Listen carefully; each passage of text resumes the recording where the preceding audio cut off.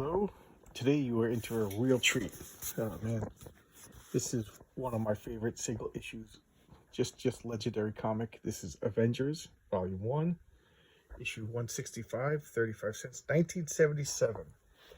I am pretty sure that this is the very first Avengers comic I've ever purchased. This is my third copy.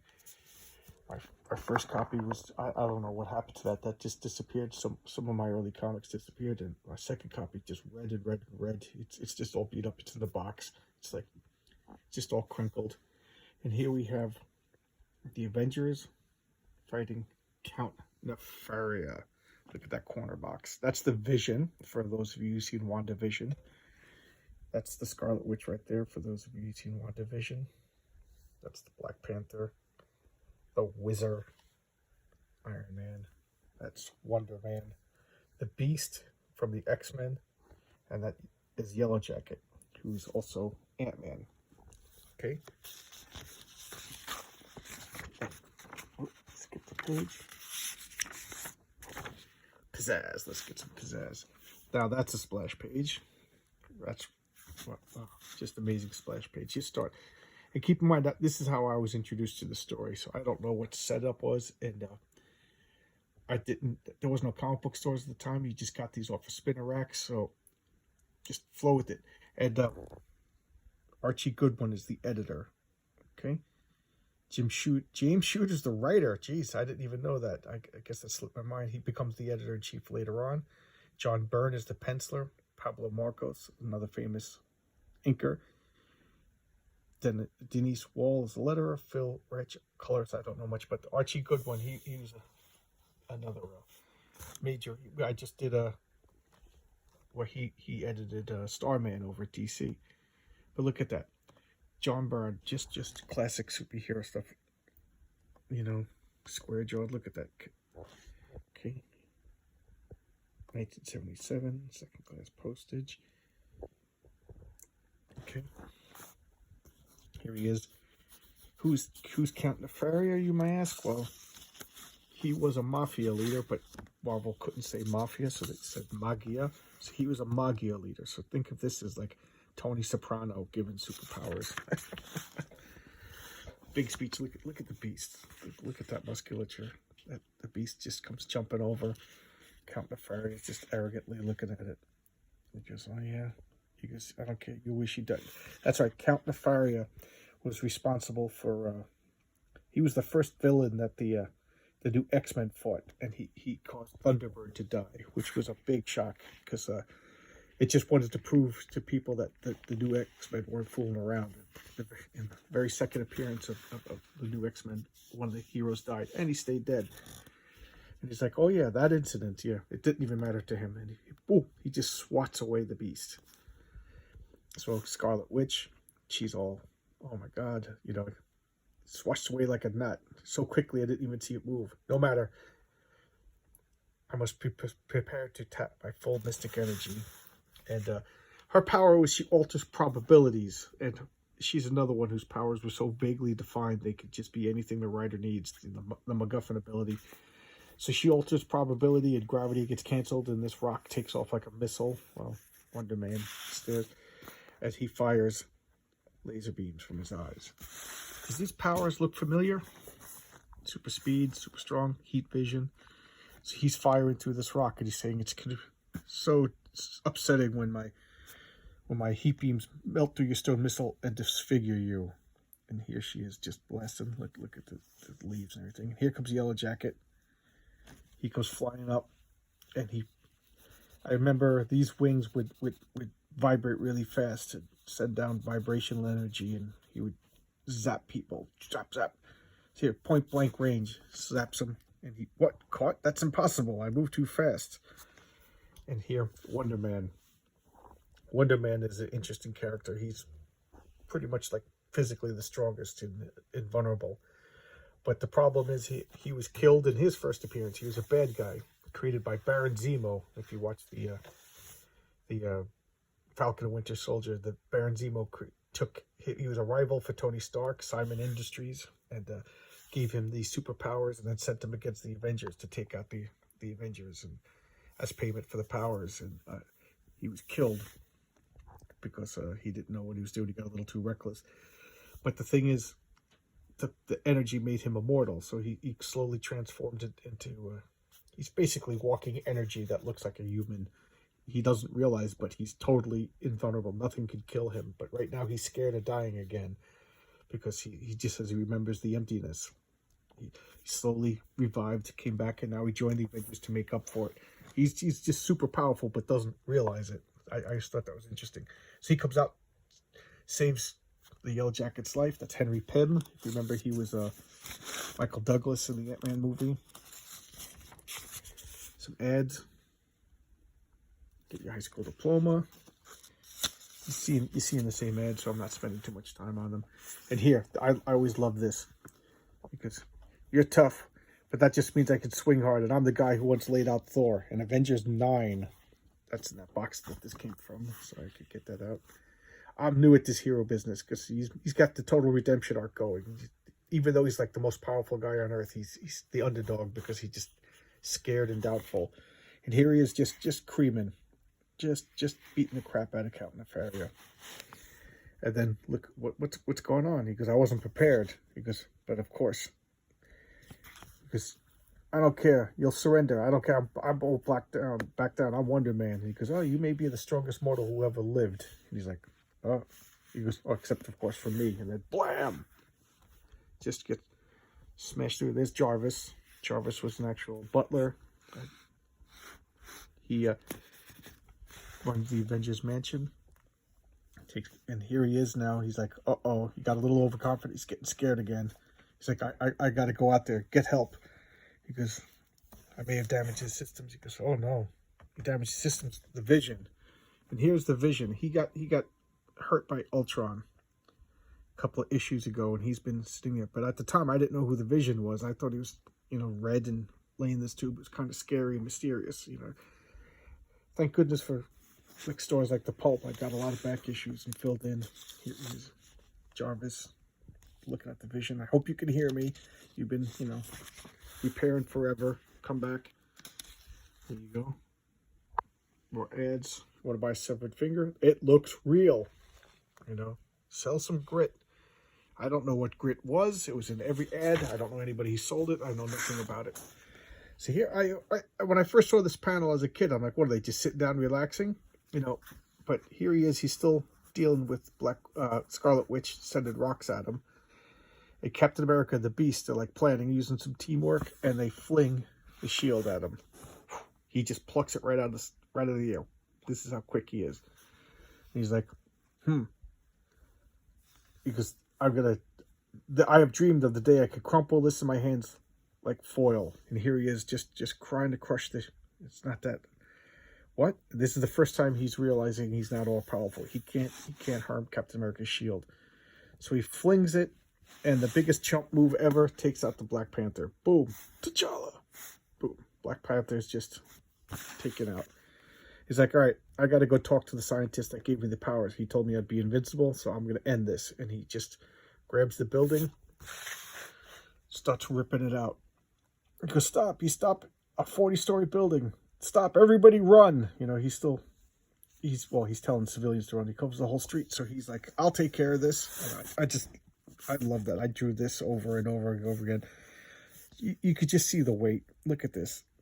Wonder Man, he's like, if you push too hard, the building's going to crumble. He's like, get out of here. Get out of here. He goes, I wouldn't make it carrying anybody, and I hate to travel alone. So the Beast is being heroic over here. And then, boom. They're dead. None of them escaped. They're dead. So he just dropped the building on everybody. And yes, it's purposely supposed to be Superman. Okay. Get a Conan shirt. That would have been awesome. Captain America watches. Captain America watches. School supplies. Get a Red Ryder BB gun. That's actually Daisy. I love that. BB gun ads in the comics. So now the police come. The SWAT team. They're just keeping people away. I mean, a building just fell in Manhattan. That's Henry Gyrich. He was in the X-Men movies. He was kind of a villain in the X-Men movies, but he's just the ultimate government bureaucrat. neither good nor bad, just showing his ID. Walks in. What is he up to? And here's Nefari just walking down the street. Just walks into a bank. He goes, anything I want. He just rips off the vault. Starts throwing money all over the place. And then he's like, what do I need money for? I'll just take whatever I want. So he just walking out. And he sees the pretty girl. And he just grabs the girl. Take it off. And she's like, leave me alone. What are you doing? And you know, he's not a good guy. You know, he's a villain. Telling the girl, like, you know, do whatever I want. And then here, who knows what would have happened? Well, we know what would have happened if the wizard didn't show up. And the wizard, fastest man alive, wearing a yellow costume. So I just like the funny guy named the wizard wearing a yellow costume. And the wizard is an old man from the 40s. He actually, his comics were in the 40s. That's why he's got the horrible name, the wizard. Bob Frank. And he was the... for a long time, he thought he was the parents of, it's complicated. He thought he was the parents of the Scarlet Witch and Pedro back the Quicksilver. And that was a mystery that took like 15 years in real time to tell, and I was intrigued the whole step of the way. So here's this girl, the wizard's just running around, pop, pop, pop, pop, pop, pop, pop, pop. And he's just laughing at him. He's just like, ah, ha, ha, ha. And then boom, just hits him in the jaw. Like so. She escapes, and he's just taunting him now. He's like, the only reason why, he's like, you know, I don't care who you are, you know, I'll kill you. And he goes, go ahead, kill me. He goes, my life is behind me. I'm an old man. He goes, doesn't matter. He goes, go ahead, take over the world. Do whatever you can. How old are you? 50? You're past your prime, which hurts for personal reasons. Because you acquired your strength just in time to watch it fade with the dregs of your youth. In 20, 30, 40 years, you'll be dead. And then the world you'll just be another Hitler, scarring the pages of history. He's like, what? He goes, I'll let you live, for you've given my power a purpose. Remember, he was just robbing banks and throwing the money around. He didn't know what to do. And I, for the longest time, thought his arm was ripped off. That freaked me out. But he's just, I guess, using it to rest or whatever. Here he is. What's going on? The furry, you fool. I thought that was Jarvis the first time I read it as a kid, but that's actually the scientist. So in the previous issue, when the furry got all of his powers, he wrecked the lab so nobody could copy it. And the scientist survived. Here comes Iron Man. I should have been there. I'm their leader. This is my favorite Iron Man armor. I just love that. Look at that. It's just like a hulking machine. See current issues of Iron Man. Arch. That's Archie, the editor. That's one of the things the editors had to do was, you know, fit everything in. So if you collected all the comics, you got like a, you know, this is just one facet on a gem of everything that's going on in Marvel. So here he is. He's feeling guilty. He's using his repulsor rays to... There's a chance Wonder Man could survive. Here we have Howard the Duck. This is an ad. You know, he's hawking the comics. Maybe I should do some Tomb of Dracula. That was a great run. Here's Avengers Assemble, the letters page. I just like to check the names, see if it's anybody I know. I had a few letters published, not this issue. Though. Here you go, is a house ad for the all-new X-Men, also drawn by John Byrne. Okay. Yep. I think at this point that's Dave Coughlin. That'll be pre-John Byrne. Want to be super fit? Bodybuilding courses. Buy some t-shirts. Get a Kiss t-shirt. Kiss was all... ignore this person. Felix the Cat. All American Turkey. Starsky and Hutch. Everybody wants Starsky and Hutch. Belly buttons need love too. Alright, let's get back to the comic. Okay, maybe Yellow Jacket could... Huh? Ta-da! They're all alive. Okay. Yellow Jacket, and Wanda made like a little crevasse, and Wonder Man held it up like a roof. And that's it. Good thing he doesn't tire. That's like one of his abilities. He can't get tired. And this I always thought was funny. His costume got wrecked, and he didn't have a spare one or anything, so he just spent the rest of the story just no shirt on, you know. He had his arm broken. Iron Man's like, okay, everybody sit this one out. I'll go fight Nefaria. And she's like, you're not going to sit this out. You're the leader. You know, you're going to lead us or step down. And I thought this was cool. You could see the repulsor rays, you know. And I remember as a kid, he's like, you should be shooting her. Because I thought if he opened up his hand, his rays blasted. Stupid kid. Crash, crash. Here comes Nefaria. Comes back for business, you know. And Black Panther is actually telling Beast, calm down, let the heavy hitters, let Iron Man take him out. Because I'm a king. I know when we'll strike where we need it most. Iron Man goes in, throws a punch, hits him with repulsor rays.